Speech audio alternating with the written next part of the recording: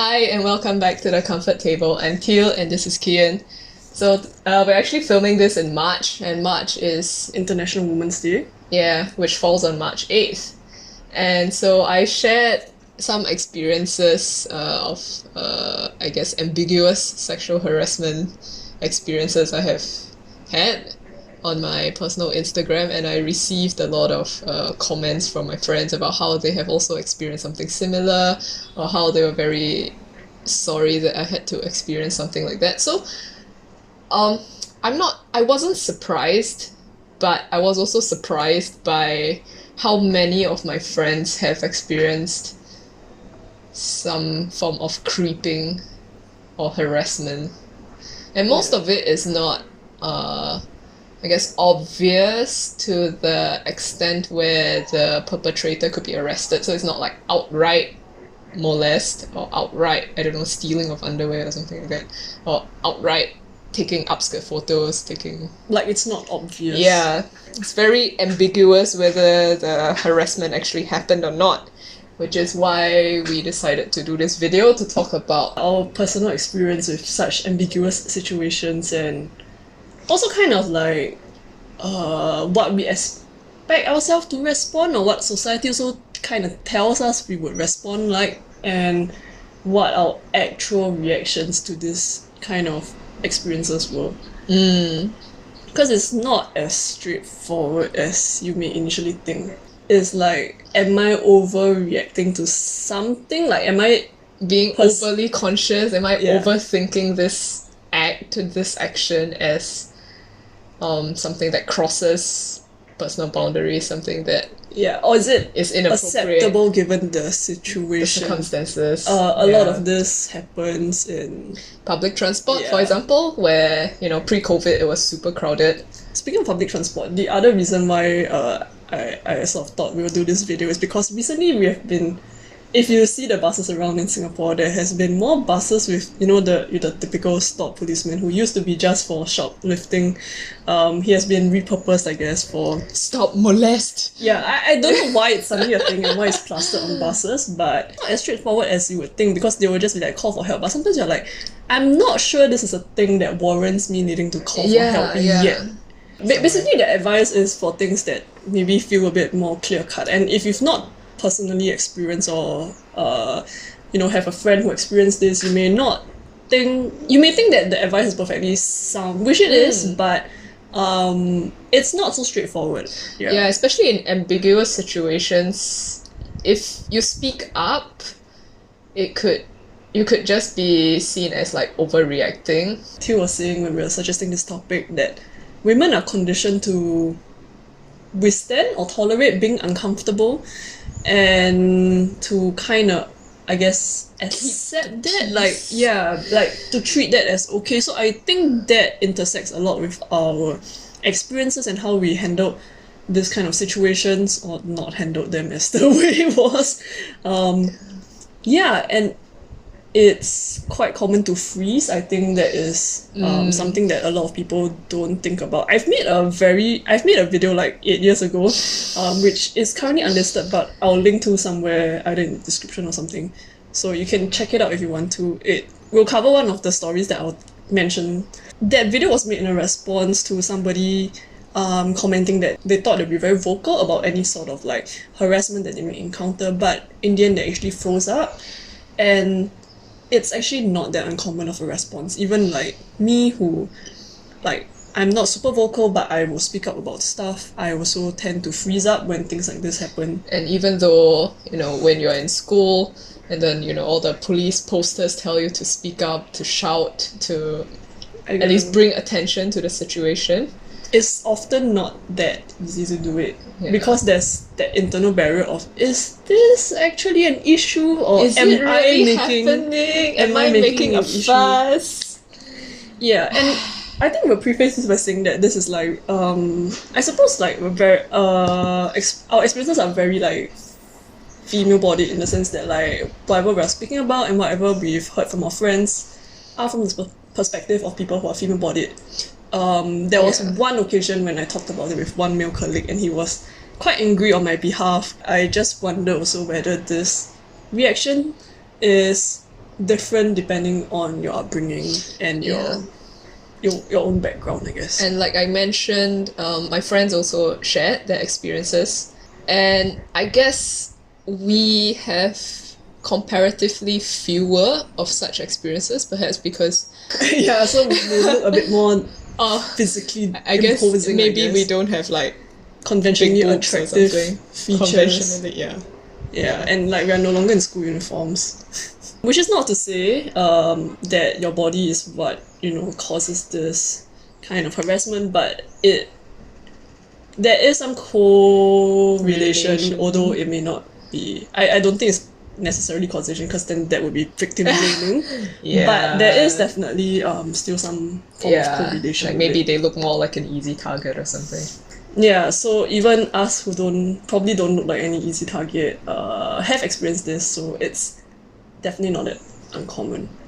So do you want to go Let's move on to what we actually experienced? Hi. So the one I shared on my Instagram is I guess the one that happened most recently, or I guess most vividly in my recent memory. Yeah, so this happened when I was a freshman in university. Then we had some like freshman networking dinner, orientation dinner, kind of like formal dinner event. So I wore a backless dress, and at that time I was swimming for leisure, for recreation, for exercise, whatever. So I had 10 lines, and because I wear a one piece, it's like the X and the whole kind of like swimsuit 10 line. So it's pretty obvious when you wear a backless dress, right? So I was talking to a senior, who's female, and then this guy comes up behind me.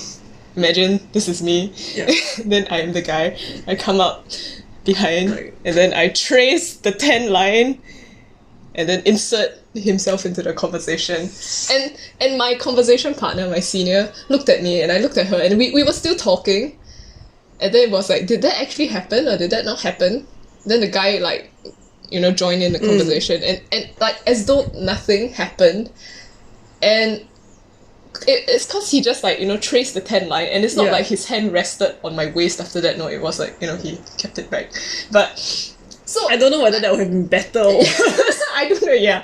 So I don't know. I was like, did what I think happened actually happen? Yeah, so this guy was also a freshman. I think a common reaction that people might have to hearing this would be like, oh, why didn't you speak up? Why didn't you be like, hey, why did you do that? Yeah, so I don't remember what happened after that because I was so shocked and I don't really know.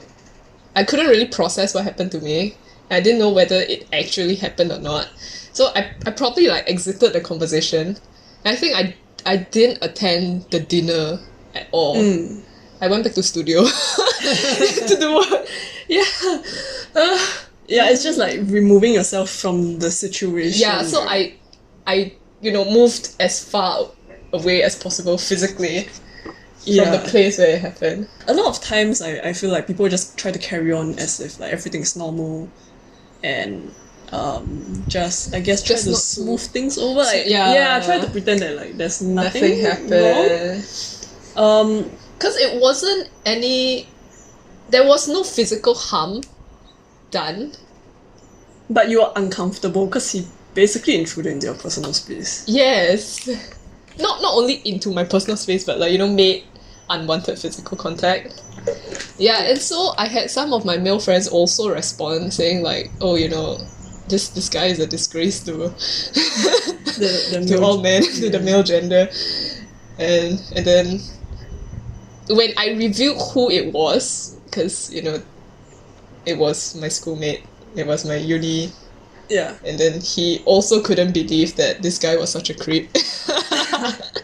You already mentioned your mom's reaction to Yeah, the so story. I was expecting her to be more like, what schools tell you, what the police tell you, why you never speak up, why you never shout, why you never kick him in the balls, that kind of thing. Yeah. But no, she was actually quite empathetic about it. She said like, yeah, it's difficult. Sometimes you just freeze up. Even though you may know that you should speak up or, at least bring attention to what happened. It's not always so easy to do so. Yeah.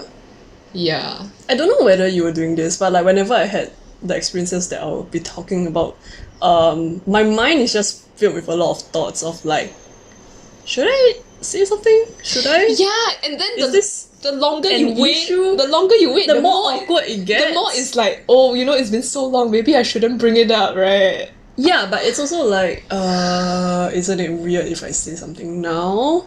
And then like, but should I say something at all? Or should I just pretend nothing happened, but I'm not comfortable, but is this an And issue? then like, oh, but it happened, it passed, like, it's been 1 minute, 2 minutes, 3 minutes. Yeah, so like something's happening for sure, but what exactly I think is the part that is not so clear. So the first one that I'll mention is a briefer one, which I've mentioned that I said in a video before. You can check out 8 years ago me with different hair, and like 2014 editing with a blast from the past. But the short of it was I was about 17 or 18 on the bus on the way to school, and I was seated on the window seat, and then this guy next to me was basically just manspreading, and his elbow kept going into my space, so like into my like rib area here. So at some point I decided to just put my file in between to create a sort of like barrier, but even with that he kept like trying to I guess expand his space by manspreading and poking his elbow into my file. It's funny because manspreading is really the legs right now. He does the legs and the elbows. So like it was very strange to me because okay, manspreading, right, is not that uncommon in Singapore and like on public transport. So sometimes I'm guilty of it when the seat is super empty, then I just pick up 2 seats. Yeah, because I'm a bit more like I don't like manspreading, but I can sort of understand it. Like I don't like their thighs pressing against mine, but I will keep my leg there to maintain my space, right? But that's a choice that I make. But the elbow thing was a bit strange, and like I also couldn't really understand whether he was trying to like cope a feel or anything, because it was like what can you feel, some right, with the base action of your it was like on my ribs or something. So it was like, what can you feel with the base of your elbow against somebody's ribs? Like what is he even how many thinking? nerves do you even have on your elbow? Yeah, so like I couldn't really understand what was happening and whether he was like doing it on purpose or not. But it remains that I felt very uncomfortable, and this was a pretty long bus, right? yes, it's like 1 hour 15 minute or 30 minute, right, and like happened somewhere like halfway through, so I was pretty determined to keep my seat because I didn't want to give up my seat. Basically it's a crowded bus, and if I give up my seat I have to stand the whole way, and I didn't want to do that. But with a school bag and yeah, but heavy things. Used to think that I would just like speak up about it, but it was not that simple because like I said, right, it's like thoughts are going through my mind. I was definitely uncomfortable, and the fact that I didn't even want to call it like harassment was kind of proof that like I personally have, I guess, been socialized to be very tolerant of like this kind of uncomfortable behaviors. So you like explained it and you convinced yourself that it was just, oh, the bus is crowded, the guy's just like manspreading, and like I don't know what's going on with him. Anyway, the point is not what's going on with him, but also what's going on in your mind. Yeah, what's going on in my mind, right? And the fact that like a lot of women, when they have such experiences, they basically go through a lot of like questions and mental gymnastics to be like, is this happening? Is this a thing? But maybe it's okay. Is this okay? Is it into the not okay region? How much is okay? Yeah, and it really makes it such that you tend to freeze or you tend to not speak up. It's not that common to be like, hey, something is wrong. Most people will not do that. Sometimes I'm very tempted to be aggressive and manspread back to encroach into his space to give him a feel of what I've been feeling. But the thing is, I guess the background is very different. The female experience and the male experience is very different. Like, so whenever I'm tempted to manspread back, then I start thinking, oh, will he get a cheap thrill out of my leg pressing purposefully into his leg, right? Yeah, like I don't think so far. I usually just keep my legs parallel so that I just maintain the space that I need. Nowadays the seats are generally wider than they used to be, so they are like you tend to have your space unless you're like really broad, which I think most Singaporean most people Asians are not that large. Yeah, so Some of them just like to sit with their elbows like very far out, Ah. and then like I mean, they can just like put their hands on their lap and yeah, then some of their them elbow don't. So be within. I've grown used to just like once I sit down, because I don't occupy the full seat with my size, right? So I'll just keep my elbows at a comfortable. That's like about the size of the seat. So I'm still within my space, but I just keep it there. And then if they touch me, I'll just keep it there. But I'm not like I'm not like jamming my elbow into their elbows lah. Yeah, so like especially because it happens on public transport, right? I think it's more confusing because public transport tends to be quite crowded.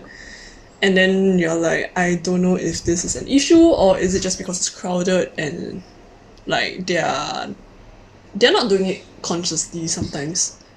It's like a possible justification. It's a lot more ambiguous because of the nature of public transport, like the setting of public transport. Because it's just so. I mean, it used to be very crowded. Now it's just it's still Vaguely crowded. Vaguely, yeah. Yeah.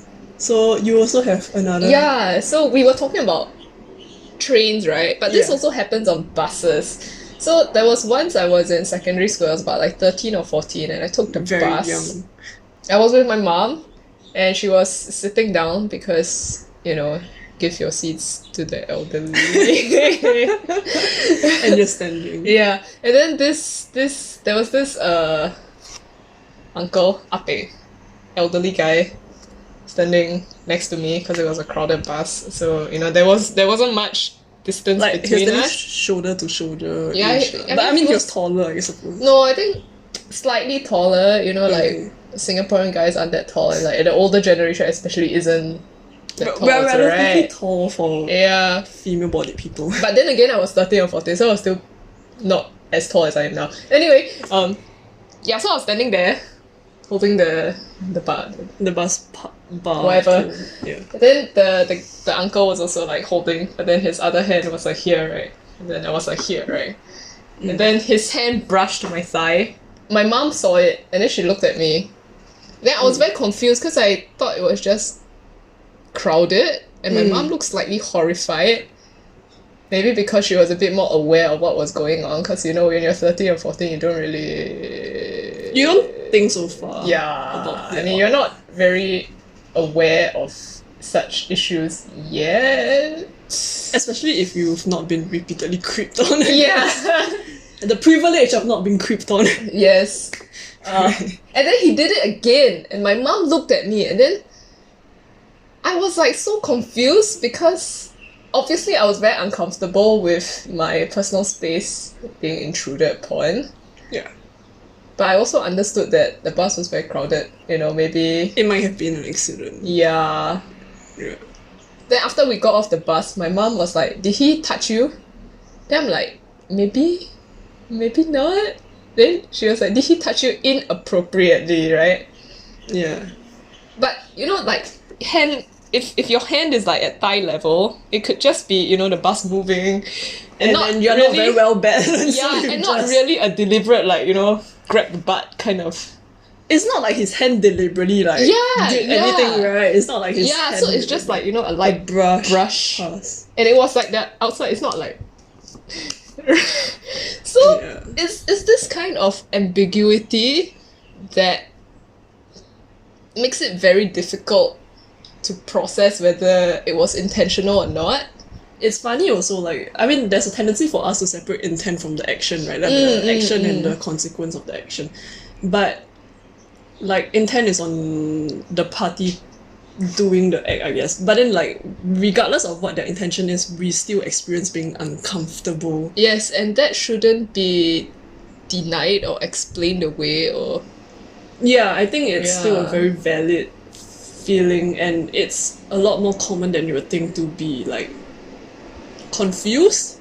I think is the word. It's very common to be confused about what's happening, and you're not sure whether it warrants you asking for help or not. So let's say you shout, like, "Oh my god, molester!"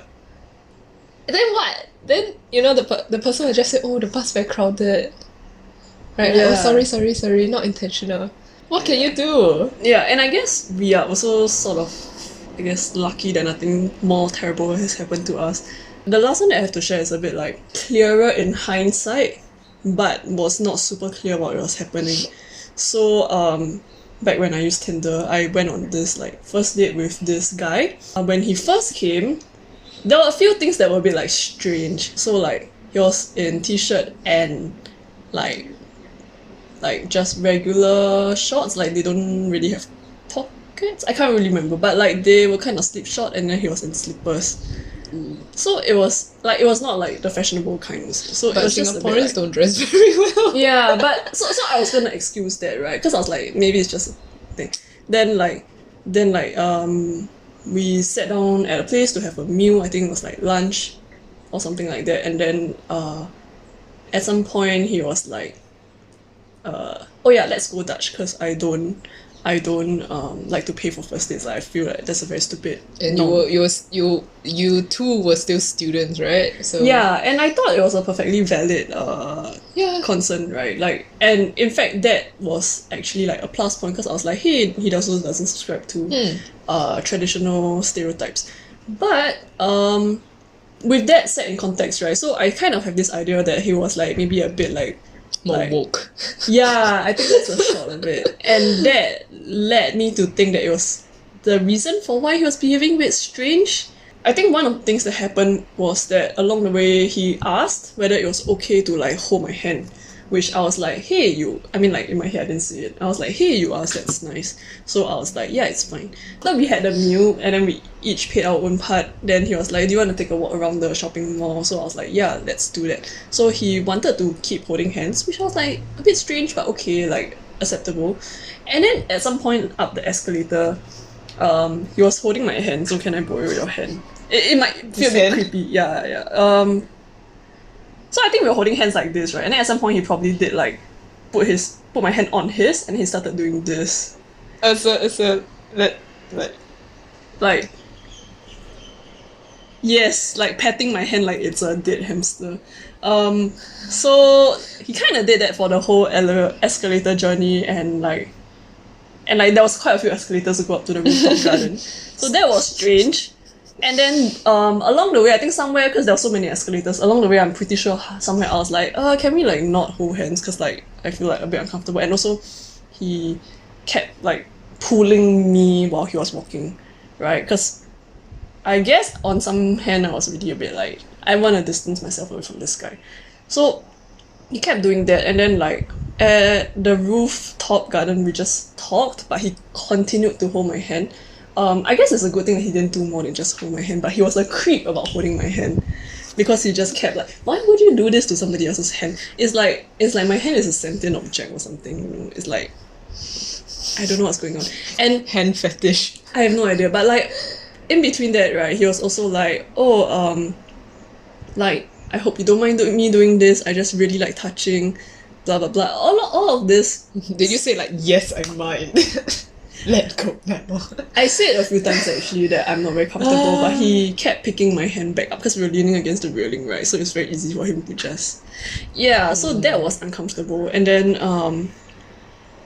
I can't really remember whether anything has happened, because it's like 4 or 5 years ago now. I don't fully recall everything that has happened, but I remember that like where I kept trying to go, and then along the way I sort of sensed that like he kept talking about stuff, because he could sense that I like intellectual topics, and I guess he has been trying to use that as a selling point. But then like I was like trying to go, so he tried to walk me to the bus stop, but I was like, oh, the bus is here, and I ran for the bus. Somewhere else along the way he was like, oh, by the way, people in this university have reported me for sexual harassment, but don't worry, it's not a thing. Now looking back, I can tell that he was a creep, and then the fact that he had a lot of like, he had self-awareness, but also a lot of self-denial about his own conditions. Him saying that he has multiple counts of people reporting him for sexual harassment, But it's not true. And he did say something like, oh, we were just at like freshman camp, and then they felt uncomfortable with me touching them, and I'm like, you know, when multiple people are saying something, maybe you should listen. yeah, so the thing is like that sexual harassment thing was only mentioned later in the conversation, and I feel a bit stupid, but like after that, when I got on the train, I actually still texted him to say I was actually not very comfortable with this whole thing and I'm going to block the number. My male colleague that I mentioned earlier, who was very angry when I told him this incident. He was like, "That's not right. Like you should have tried and leave. You should have left earlier." And then like you don't have to do him the courtesy of telling him that he was a creep and then you're gonna block his number. You can just block his number outright. Yeah. But I felt a lot of like I guess I felt like I was being a better person by telling him, "Hey, you are a creep and I'm gonna block you." But I could have just blocked him, honestly. Like outright telling him, you have one more person telling you that you are a creep. Yeah. I don't know, I feel like this is slightly, this was a bit more obvious in hindsight because of all the other details that piled up, but it wasn't super obvious, especially not at the start when he was just like stroking my hand. It was just like, this guy is strange, but in the context of this being a first date and in the context of him having asked for permission, it's like, is this that weird? Or, you know... I mean, yes, you gave consent for him to hold your hand, but after that you repeatedly... took back that consent, and him not respecting that is not cool. When people say, like you've revoked your consent, but like how much of it is really just purely in my head and how much of it is very obvious through my actions and my words is another question that I also often wonder. And I can't really tell whether whatever I've said has fully conveyed the fact that I'm uncomfortable in this situation, right? I don't know. It makes me think of like the situation of dubcon in fanfic, right? Where a lot of things that get labelled as dubcon instead of like the straight up hard non-con or no warnings at all is the fact that like maybe as you're reading it, if you're in the narrator's head, you can sense that it's dubcon because the person doesn't really want it. But the reason why it's dubious consent, meaning it's ambiguous, right, is the fact that it may not be immediately obvious to the other party that consent has been revoked. Because I didn't outright say I'm uncomfortable with you touching my hand or holding my hand. I just said like, can we not hold hands? Or it's getting kind of sweaty, can we like stop holding hands? So I didn't give very clear reasons why I didn't want to hold hands. But you don't need to give a reason. Yeah. Right? You don't need to justify yourself. I mean, yes. You not wanting to is reason in itself. I guess so. I mean, that's why it's really hard to hear all of this in your head, right? Because there's a lot of justifications going on. You trying to deny whatever you're feeling. Yeah, and I think it's the fact that other people were angry on my behalf that got me to see that this was really like not right and that it was completely justifiable for me to be like dude's a creep, man. The fact that I think the last part that sealed the deal was that multiple people found him to be creeps and reported him. Yeah, so like that's that. But I think that even that being a bit more obvious, I still feel like me in that particular situation experiencing it at a point in time, it was not super clear to me that he was being creepy. There was this article I saw on Sora News about train molesters. That they usually target people who are in school uniforms, and many women said that once they stopped wearing school uniforms, they stopped facing harassment. So I wonder if, us looking like a school-going age, not non-university school-going age, might have increased. been a factor. Right. I mean, the weird Tinder date one was like when I started working, so no. But the bus incident with the foul, I was in a school uniform. Yeah. I feel like it's a bit difficult to say because I had very boyish short hair for most of my secondary school years. Because I'm aware that I don't look very approachable. I mean, I definitely have a resting bitch face. So that factors into it. I think so, like in terms of being targeted randomly on the train, I think the likelihood is much lesser than other people. I have noticed that when I started working, and then there was this period of time when I was like trying to figure out what sort of clothes would be comfortable for me to wear to work in a professional setting. And then after a while, I decided to, only wear pants. And I noticed that once I started doing that, I faced a lot less manspreading. Maybe also because I started to, stand straighter, take up more space. But So, what were you wearing before that? When there was more manspreading happening to you? like skirts or like jeans and, tops with like flowy things. Silhouettes. Soft silhouettes, yeah. When I'm in my work clothes, I'm almost always in a shirt and trousers. I'm not wearing like stiff clothing, like as in like cloth, the way that like a lot of menswear, office wear tends to be. It's usually soft material. So like that's how I try to avoid looking too much like a man. But like generally the idea is the same as a shirt and trousers. I don't have a belt.